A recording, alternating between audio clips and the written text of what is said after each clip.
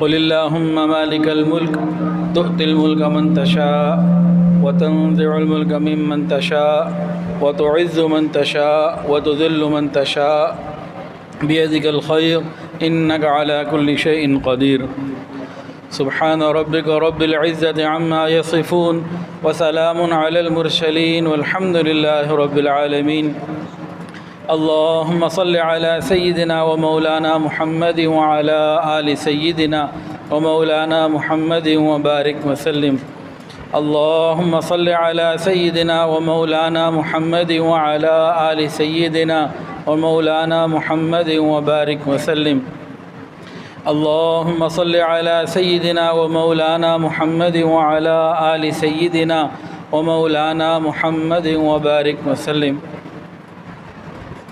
اللہ رب العزت آپ سب بچوں کا پڑھنا قبول فرمائے۔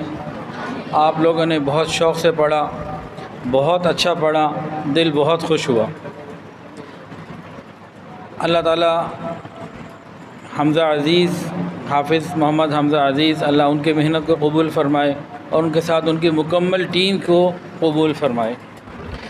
الحمدللہ میں نے گزشتہ چند سالوں میں یہ دیکھا ہے کہ حمزہ بھائی نے ساتھ ساتھ ٹیم میکنگ شروع کی ہوئی ہے۔ یہ اپنے ساتھ ایسے لوگ تیار کر رہے ہیں کہ کام آگے پھلتا پھولتا رہے اور قیامت تک چلتا رہے۔ اللہ تعالیٰ ان کو جزائے خیر عطا فرمائے۔ الحمدللہ آج بنات کے اندر بھی ہمارا پروگرام نیچے گراؤنڈ فلور پر ہوا۔ اللہ تعالیٰ ان سب کی بھی محنتوں کو اپنی رحمت سے قبول فرمائے۔ اب دو الگ الگ موضوع ہیں، اندر لڑائی ہو رہی ہے کہ کس موضوع پہ بات کروں اور کس پہ نہ کروں۔ ایک موضوع ہے 14 اگست اور دوسرا موضوع ہے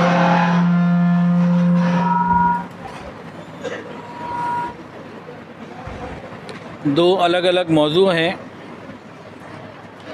ایک ہے آزادی کے حوالے سے اور ایک ہے قرآن مجید کے حوالے سے۔ تو یہ فیصلہ کرنا مشکل ہو رہا ہے کہ آزادی کے حوالے سے بات کی جائے یا قرآن مجید کے حوالے سے بات کی جائے۔ تو پھر ہم اس کو ایسا کر لیتے ہیں کہ دونوں کو جوڑ لیتے ہیں۔ دونوں کو کیا کر لیتے ہیں؟ جوڑ لیتے ہیں، قرآن کو اور پاکستان کی آزادی کو۔ تو کیا خیال ہے، یہ ٹھیک رہے گا دونوں کو جوڑ لیا جائے؟ تو چلیں سب سے پہلے بتائیں پاکستان کا مطلب کیا؟ لا الہ الا اللہ۔ تو پاکستان کی بنیاد کیا ہے؟ لا الہ الا اللہ۔ کیا مطلب؟ کہ زمین کے اوپر اللہ کی حکومت ہے، اس کو سمجھنا، اس کو ماننا، اس پر عمل کرنا۔ تو پاکستان کی بنیاد لا الہ الا اللہ۔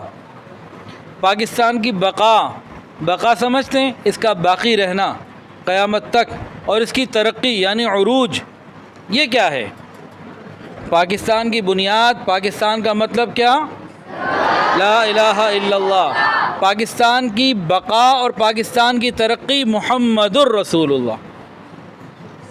اب بات پوری ہوئی ہے، یہ جوڑ اب بن گیا۔ پاکستان کا مطلب کیا؟ لا الہ الا اللہ۔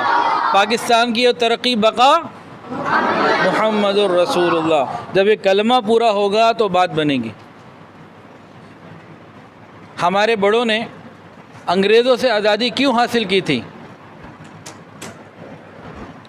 میرا دل یہ کر رہا ہے کہ آگے 2-3 نشستیں ایسی آپ لوگوں کے ساتھ ہوں کہ انگریز کے آنے سے پہلے ہندوستان کیا تھا، انگریز کے آنے کے بعد کیا ہوا، آزادی کیوں حاصل کی، یہ سیکھنا چاہتے ہیں آپ لوگ؟ سمجھنا چاہتے ہیں؟ ٹھیک ہے۔ انگریزوں سے کیوں حاصل کی تھی آزادی؟ کہ قرآن مجید کے مطابق عمل کر سکیں، کہ قرآن مجید کے مطابق عمل کر سکیں۔ قائد اعظم رحمۃ اللہ علیہ سے بہت مرتبہ پوچھا گیا پاکستان کا نظام کیا ہوگا، انہوں نے کہا قرآن مجید، ہمیں کسی اور نظام کی ضرورت ہی نہیں۔ اب قرآن مجید کا نظام پاکستان میں کیسے آئے گا؟ جب ہم اس کو پڑھیں گے، سمجھیں گے، عمل کریں گے اور آگے پھیلائیں گے۔ 4 کام: پڑھنا، سمجھنا، عمل کرنا اور اس پیغام کو آگے پہنچانا۔ اس میں پاکستان کی ترقی اور بقا ہے۔ 1400 سال کی تاریخ میں جس کو اللہ تعالیٰ نے عزت عطا فرمائی، غور کر لیجئے، ان سب کا تعلق قرآن مجید کے ساتھ تھا۔ قائد اعظم کو بھی عزت اس وقت ملی جب قرآن مجید کے ساتھ ان کا تعلق مضبوط ہوا۔ کل جمعے میں جو میرا بیان ہوا اس کے اوپر پوری تفصیل تھی۔ ایک صاحب بیان کے بعد آنے لگے، کہنے لگے جی تو آپ نے عجیب نئی باتیں ہمیں سنائی ہیں، ہم نے تو کبھی نہیں سنی۔ میں نے ان کو قائد اعظم کا قرآن مجید سے تعلق اور وہ تفصیلات بتائی تھی، حیران ہو گئے کہ یہ باتیں تو ہم نے نہیں سنی۔ تو یہ میں آپ کو بڑی ذمہ داری کے ساتھ بات کر رہا ہوں۔ انگریزوں سے ہم نے آزادی کس لیے حاصل کی تھی؟ کہ ہم دین پر آزادی کے ساتھ عمل کر سکیں، ایسے ہی ہے؟ یا اس لیے حاصل کی تھی کہ آزاد ہونے کے بعد ہم انگریزوں کے طریقوں پر چلیں؟ بتائیں، ایسی تو کوئی بات نہیں تھی نا۔ اچھا، جن لوگوں نے قربانیاں دی تھیں، اگر ان کو یہ بتا دیا جاتا کہ تمہاری قربانیوں کے بعد تمہاری نسلیں، تمہاری اولادیں ہر وہ کام کریں گی جو انگریز کرتا ہے، تو کیا وہ قربانیاں دیتے؟ نہیں دیتے نا۔ کوئی مقصد تھا۔ وہ مقصد کیا تھا؟ کہ ایک آزاد مملکت حاصل کر کے مکمل آزادی کے ساتھ رسول اللہ صلی اللہ علیہ وسلم کی غلامی میں ہم آ سکیں، مکمل آزادی کے ساتھ اللہ تعالیٰ کے احکامات پر عمل کر سکیں، شریعت کے اوپر مکمل آزادی کے ساتھ عمل کر سکیں، یہ اس کا مقصد تھا۔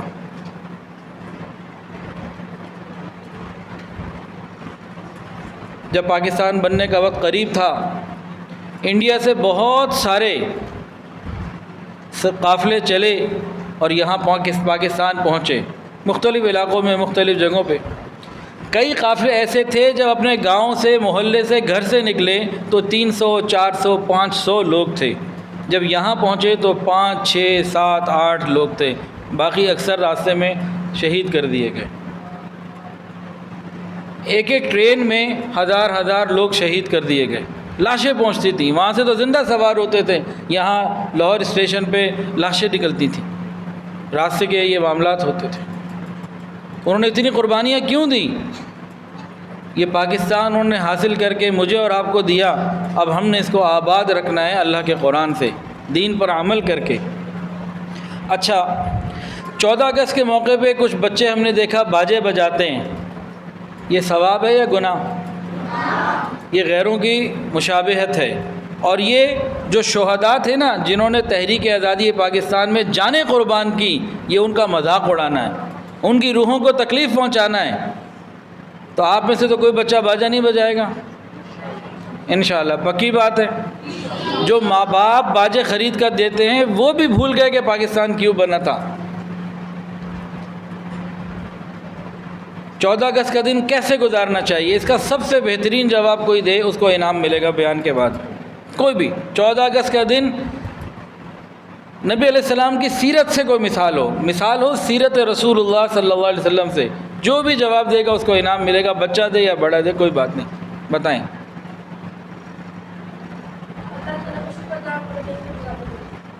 اللہ تعالیٰ کا شکر ادا کرنا چاہیے جب آزادی ملے۔ اچھا ٹھیک ہے، عبادت کے ساتھ گزارنا چاہیے،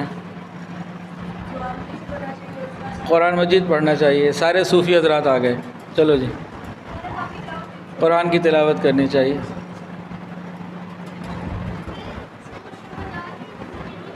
شہداء کے لیے دعا کرنی چاہیے، روزہ رکھنا چاہیے۔ اللہ کو بھائی روزہ نہیں رکھنا، بالکل بھی نہیں، گناہ ہو جائے گا۔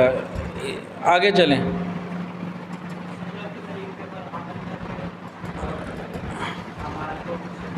اچھا، حضرت نے فرمایا ہے، یہ جو کھڑے ہوئے ہیں حافظ صاحب، کہ سنت کے مطابق ہونا چاہیے، تو یہی تو میرا سوال تھا، تو وہ بتائے نا۔ میں نے جب سوال یہ پوچھا تھا کہ 14 اگست کا دن گزارنے کے لیے سیرت سے کوئی بات بتا دیں، نبی علیہ السلام کی زندگی سے۔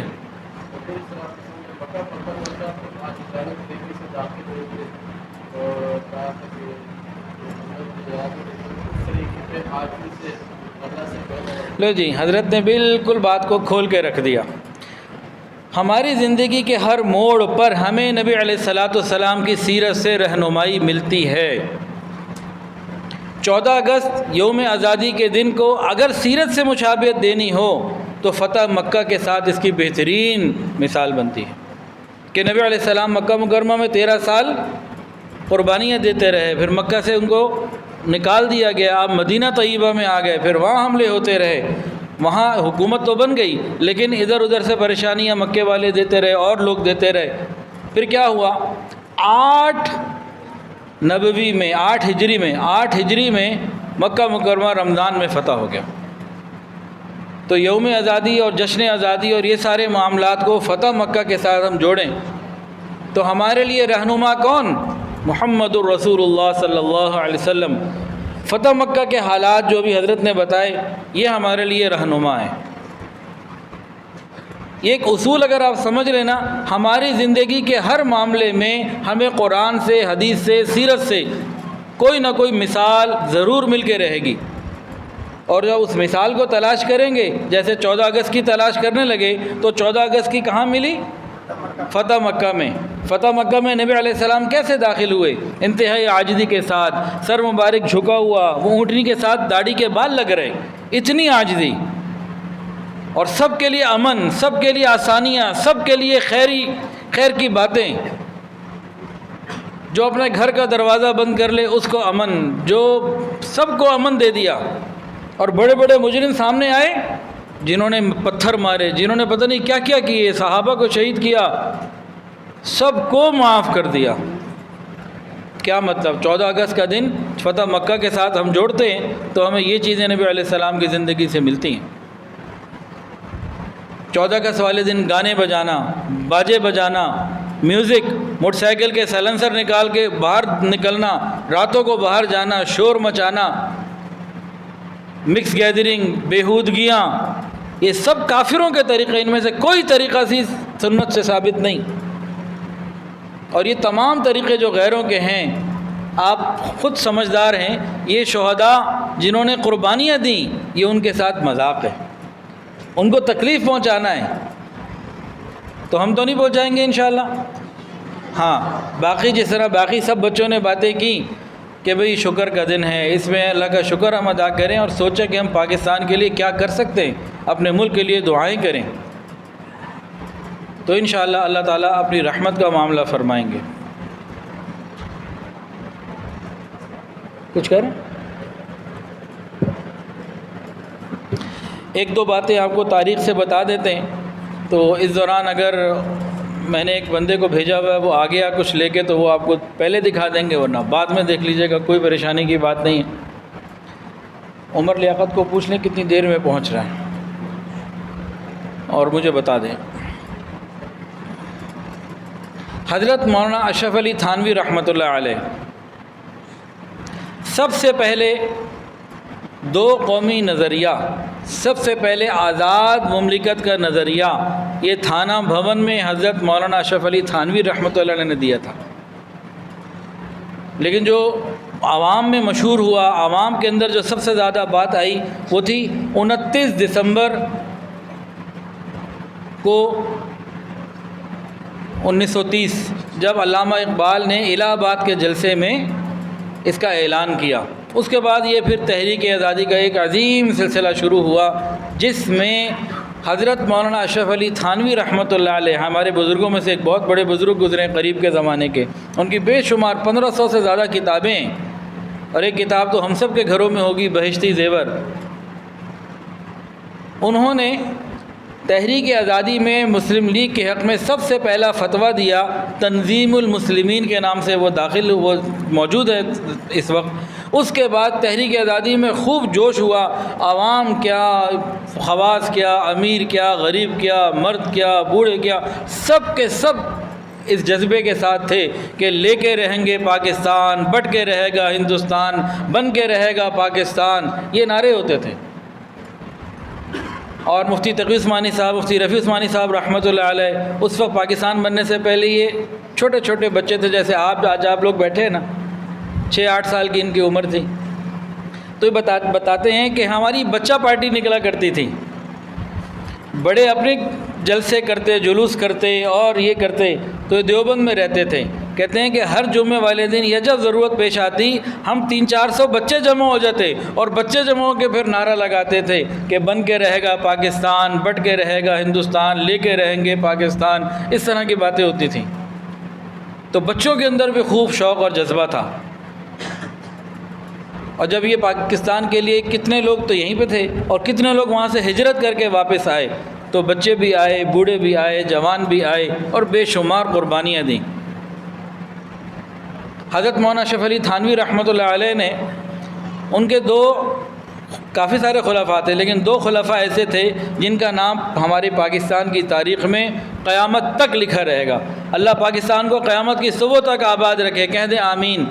قرآن پڑھنے والے بچے آمین کہیں گے، آباد رہے گا، قیامت کی صبح تک اللہ اس کو باقی رکھے۔ ان کے 2 خلیفہ ایسے ہیں جن کا نام پاکستان کی تاریخ میں قیامت تک کوئی نہیں مٹا سکتا۔ نام بتائیں، کوئی بھی بتائے جی۔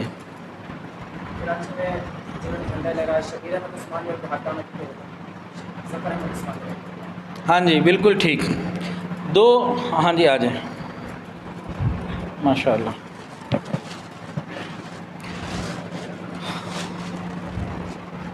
مجھے تو کھول بعد میں لوں گا میں، یا آپ ادھر بیٹھ جائیں پھر آپ سے لے لیتا ہوں۔ ہاں جی، حضرت تھانوی رحمۃ اللہ علیہ کے تھوڑا سا دور ہو جاؤ بھائی، کیمرے والے منع کر رہے ہیں۔ حضرت تھانوی رحمۃ اللہ کے 2 خلفاء کرام ایسے ہیں جن کا پاکستان کی تاریخ میں نام رہتی دنیا تک رہے گا۔ حضرت نے نام بتا دیے، ایک حضرت مولانا ظفر احمد عثمانی رحمۃ اللہ علیہ اور ایک حضرت مولانا علامہ شبیر احمد عثمانی رحمۃ اللہ علیہ۔ یہ دونوں تحریک آزادی میں بہترین ان کی کارکردگی رہی، دن رات انہوں نے خوب کام کیے، اور بالخصوص سرحد میں جو دن رات جلسے ہوئے اس میں سب سے زیادہ کردار انہی دونوں کا تھا۔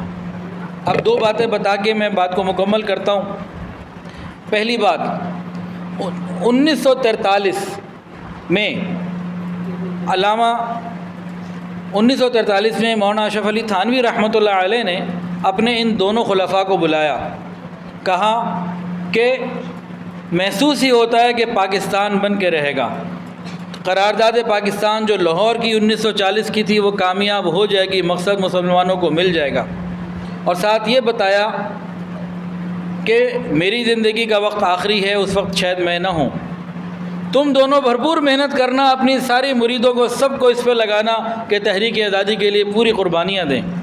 اور اس کے بعد ایک عجیب بات کہی، کہنے لگے تم دونوں میں سے ایک میری نماز جنازہ پڑھائے گا اور ایک قائد اعظم کی پڑھائے گا۔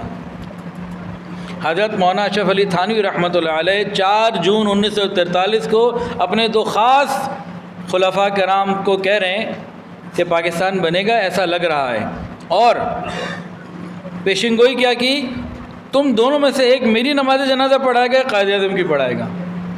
پھر علامہ حضرت مولانا اشرف علی تھانوی رحمۃ اللہ کا انتقال ہو گیا، تو ان کی نماز جنازہ کس نے پڑھائی جی؟ ظفر احمد عثمانی کو، ہمارے چھوٹے بھائی ہیں بھائی، علامہ یا مولانا حضرت کو تھوڑی تفصیل تو ہو نا، تو مولانا ظفر احمد عثمانی رحمۃ اللہ علیہ کو تھوڑا سا یہ ہونا چاہیے نا، ایسے نہیں ڈائریکٹ نہیں۔ تو حضرت مولانا ظفر احمد عثمانی رحمۃ اللہ علیہ نے مولانا اشرف علی تھانوی رحمۃ اللہ علیہ کی نماز جنازہ پڑھائی۔ قائد اعظم کی نماز جنازہ کس نے پڑھائی جی؟ علامہ شبیر احمد عثمانی رحمۃ اللہ علیہ۔ قائد اعظم کے انتقال سے چند دن پہلے کی بات ہے، نوابزادہ خان لیاقت علی خان زیارت گئے ہوئے تھے قائد اعظم سے ملنے، 1 to 1 ملاقات تھی۔ قائد اعظم کے ADC تھے، ان کا نام تھا بریگیڈیئر نور حسین، اس وقت وہ کیپٹن تھے۔ تو وہ یہ کہتے ہیں کہ قائد اعظم اور نواب لیاقت علی خان کی جب ملاقات ہو گئی تو خان لیاقت علی خان میرے کمرے میں آئے، انہوں نے فوری طور پر کراچی فون کیا اور یوں کہا کہ قائد اعظم کی طبیعت ٹھیک نہیں ہے، انہوں نے وصیت کی ہے کہ مولانا شبیر احمد عثمانی آپ کراچی سے سفر پہ کہیں مت جائیے گا، کسی وقت بھی کوئی بھی حادثہ ہو سکتا ہے، میری نماز جنازہ آپ نے پڑھانی۔ پھر جب انہوں نے نماز جنازہ پڑھائی، 4 لاکھ لوگوں نے قائد اعظم کی نماز جنازہ کراچی میں ادا کی۔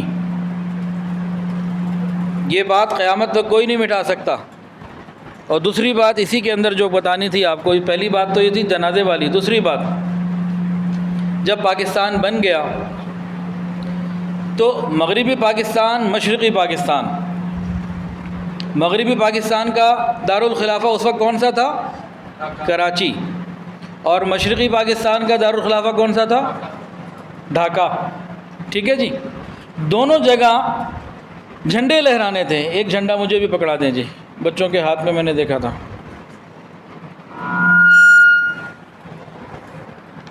دونوں جگہ جھنڈے لہرانے تھے. تو قائد اعظم نے کن کو جھنڈا دیا؟ کراچی میں کس نے جھنڈا لہرایا؟ علامہ شبیر احمد عثمانی رحمۃ اللہ علیہ نے. اور ڈھاکہ میں حضرت مولانا ظفر احمد عثمانی رحمۃ اللہ نے جھنڈا لہرایا. اس سے کیا مراد ہے؟ اس سے مراد یہ ہے کہ قائد اعظم علماء کے قدردان تھے. اس سے اور کیا مراد ہے؟ اس سے مراد یہ ہے کہ ان دونوں حضرات اور ان جیسے اور بہت سارے حضرات کو خراج تحسین پیش کیا کہ آپ نے پاکستان بنانے میں کردار ادا کیا. جب کراچی میں قائد اعظم نے علامہ شبیر احمد عثمانی رحمۃ اللہ نے فرمایا کہ جھنڈا آپ لہرائیں، تو انہوں نے کہا آپ کا حق زیادہ ہے، آپ لہرائیے. انہوں نے کہا نہیں، آپ لوگوں کا حق زیادہ ہے. اب یہاں ایک بات اور کر دوں، قائد اعظم انتہائی ذہین سمجھدار آدمی تھے. انگریزوں سے معاملہ، پنڈت جواہر لال نہرو اس سے معاملہ، سکھوں کا بلدیو سنگھ سے معاملہ، اور بہت سارے لوگوں سے معاملات، قانونی اور آئینی پیچیدگیوں سے بھرپور واقف، ایک بہترین دماغ رکھنے والے شخص تھے. عام آدمی نہیں تھے وہ. ان کی زندگی کے حالات سے پتہ لگتا ہے وہ ایک عام آدمی نہیں تھے. بہت گہری نظر تھی. اب یہ بات سمجھنے والی ہے، جب قائد اعظم رحمۃ اللہ علیہ نے یہ دونوں جھنڈے ڈھاکہ کے اور کراچی کے ہمارے علماء کرام کو ہاتھ میں دیے، کہا کہ آپ لہرائیں، گویا کہ قائد اعظم عملی طور پر یہ پیغام دے رہے ہیں کہ پاکستان کی آگے آنے والی ترقی میں یہ علماء کرام ساتھ ساتھ رہیں گے تو پاکستان ترقی کرے گا. لیکن آگے آنے والے وقتوں میں علماء کو وہ جو قائد اعظم مقام دینا چاہتے تھے بعد والوں نے نہ دیا، نہ مل سکا، تو پھر وہ ترقی کی راہیں ہماری رک گئیں. بس یہاں پہ بات میری مکمل ہو گئی. اب دو چیزوں کو آپ کو دکھانا ہے اور دعا بھی کرنی ہے، یا کچھ میرے بعد بات کام ہے کوئی؟ اچھا وہ آپ پوچھیں، میں دو چیزیں ذرا دکھا دوں. اچھا جی، قرآن پڑھنے والے بچے ہیں. میں آپ کو بتاؤں جی، پہلے قرآن لکھنے والے بھی بچے ہوتے تھے. میری امی کی پھپھی ہیں، ابھی ماشاءاللہ حیات ہیں، کافی عمر ہے ان کی، آتی رہتی ہیں. کچھ دن پہلے بھی ملاقات ہوئی. یہ ان کے ہاتھ کا لکھا ہوا قرآن مجید ہے، ان کے ہاتھوں سے لکھا ہوا ہے. یہ کمپیوٹر کا پرنٹ نہیں ہے. یہ آپ سب بچے دیکھ سکتے ہیں، لیکن کسی کے ہاتھ میں ہم نہیں دیں گے، تو یہاں کہیں رکھ دیں گے، سب اس کو دیکھنا چاہیں تو دیکھ سکتے ہیں. ہم میں سے کون اتنا خوبصورت لکھ سکتا ہے؟ ہاتھ کھڑا کرے. یہ کیا تھا؟ یہ ایک پوری تاریخ ہے. یہ حضرت رکھ لیں، بعد میں بچوں کو دکھا ضرور دیں، لیکن یہ محفوظ رہنا چاہیے. یہ 70 سال سے محفوظ ہے. یہ آپ کے ہاتھ میں آ کے ایسا نہ ہو 17 منٹ میں اوپر نیچے ہو جائے. یہ تقریباً 70 سال پہلے لکھا گیا تھا. اب تو ہم یہ باتیں بھول چکے ہیں، لیکن یہ ہمارے پاس دلیل موجود ہے اپنی اس بات کی. پہلے بچیاں جب قرآن پڑھتی تھیں تو لکھتی بھی تھیں، اور جہیز میں ماں باپ بچیوں کو قرآن مجید ساتھ دیتے تھے. وہ اس بچی کے اپنے ہاتھ کا لکھا ہوتا تھا، بچی خود لکھتی تھی. پہلے پرنٹنگ پریس نہیں تھے، اور اس طرح کے بازار سے قرآن مجید آسانی سے نہیں ملتے تھے، تو ہاتھ سے لکھتے تھے. تو یہ 1400 سال سے روایت چلی آ رہی ہے. اب ختم ہو گئی ہے، وہ الگ بات ہے کہ پرنٹنگ کے اندر اتنی آسانیاں آ گئی ہیں، اور وہ قرآن سے وہ تعلق نہیں رہا، وہ شوق نہیں رہا، وہ محبت نہیں رہی، وہ عقیدت نہیں رہی. لیکن یہ 1400 سال سے سلسلہ جاری ہے. اور ان کے والد یعنی میرے دادا کے بڑے بھائی شیخ محمد یامین رحمۃ اللہ علیہ، وہ بھی ہاتھ سے قرآن لکھتے تھے. ان کے سب بچوں نے ہاتھ سے قرآن لکھا، ایک ہمارے سامنے یہاں موجود. اور ان کی زندگی میں وہ پوری دنیا میں جہاں تک اس وقت قرآن پہنچ سکتا تھا بائی سی جہازوں کے ذریعے، بحری جہازوں کے ذریعے وہ بھجوایا کرتے تھے. اس کی ایک لمبی تاریخ ہے، وہ پھر کبھی انشاءاللہ ذکر کریں گے۔ تو ابھی آپ کو یہ دکھایا قرآن مجید جو 70 سال پہلے میری امی کی پھوپھی نے لکھا تھا، یہ وہ موجود۔ دوسری وہ چیز کدھر ہے؟ یہ آپ کے ہاتھ میں دے سکتے ہیں جی، اس کو نقصان نہیں ہوگا انشاءاللہ۔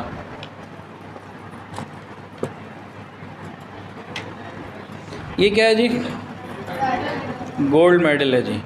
یہ ہمارے دادا کے بڑے بھائی تھے شیخ محمد یامین رحمۃ اللہ علیہ۔ اچھا نہیں، وہ شیخ محمد یاسین کی بات، یہ نام میں نے غلط ہو گیا، کچھ اصلاح کر لیں۔ یہ قرآن مجید کی جو میں نے بات کی، ہمارے دادا کے 2 بڑے بھائی تھے، ایک تھے شیخ محمد یاسین، وہ کراچی میں تھے، اور قرآن مجید وہ ساری دنیا میں اس زمانے میں بھجواتے تھے، تو وہ الگ بات ہے۔ دوسرے شیخ محمد یامین یہ لاہور میں تھے، ان کے پوتے یہاں بیٹھے ہیں، کھڑے ہو جاؤ بھائی، کدھر ہیں ان کے پوتے کے بیٹے؟ اویس الیاس اور عمر الیاس کے بیٹے، بھائی کیا نام ہے ان کے؟ چلے گئے؟ اچھا، ابھی 10 منٹ پہلے تو یہیں پہ تھے۔ تو یہ ان کے گھر سے آیا جی، آپ ہی کے کلاس فیلو ہیں، تھوڑی دیر پہلے یہیں بیٹھے ہوئے تھے سامنے۔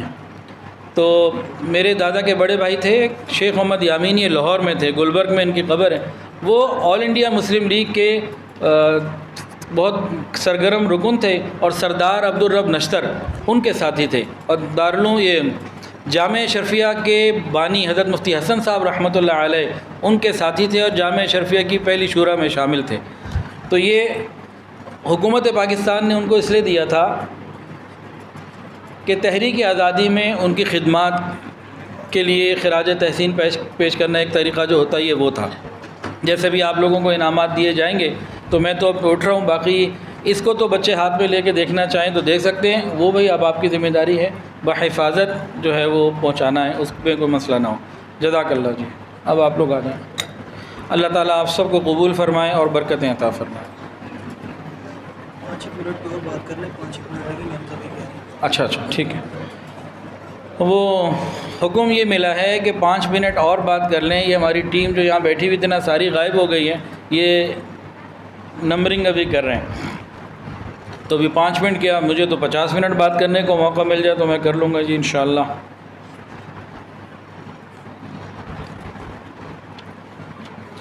قائد اعظم کے کچھ اقوال ہم ذرا سن لیتے ہیں، پڑھ لیتے ہیں۔ قائد اعظم پیدا کب ہوئے تھے جی؟ 25 دسمبر 1876۔ کہاں پہ؟ سیالکوٹ میں، کراچی میں؟ کراچی میں۔ اور علامہ اقبال کہاں پیدا ہوئے تھے؟ علامہ اقبال سیالکوٹ میں پیدا ہوئے تھے۔ قائد اعظم کیسا پاکستان چاہتے تھے؟ بس 3 باتیں سن لیجئے، یہ انتظامیہ آ گئی ہے۔ 17 فروری 1938 علی گڑھ مسلم یونیورسٹی میں اسٹریچی ہال میں فرمایا، مجھے اپنے اسلامی کلچر اور تہذیب سے بہت محبت ہے، میں ہرگز نہیں چاہتا کہ ہماری آنے والی نسلیں اسلامی تمدن اور فلسفے سے بیگانہ ہو جائیں۔ 12 جون 1938 کو ایک خطاب میں فرمایا، مسلمانوں کے لیے پروگرام تلاش کرنے کی کوئی ضرورت نہیں، ان کے پاس 1300 سال سے ایک مکمل پروگرام موجود ہے، اور وہ قرآن مجید ہے۔ قرآن پاک میں ہماری اقتصادی، تمدنی، معاشرتی، اصلاحی، ترقی کا سیاسی پروگرام بھی موجود ہے، اور میرا اسی قانون الہی پر ایمان ہے، جو میں آزادی کا طالب ہوں وہ اسی کلام الہی کی تعمیل کے لیے ہے۔ پاکستان بننے کے بعد 30 اکتوبر 1947 لاہور میں جلسہ عام سے خطاب کرتے ہوئے فرمایا، اگر ہم قرآن حکیم سے رہنمائی حاصل کریں تو بالآخر فتح ہماری ہوگی۔ میرا آپ تمام لوگوں سے یہی مطالبہ ہے، پاکستان کو اسلام کا قلعہ بنانے کے لیے بڑی سے بڑی قربانی سے دریغ نہ کریں۔ آپ کی تیاری ہو گئی؟ چلیں جی، جزاک اللہ۔ السلام علیکم ورحمۃ اللہ۔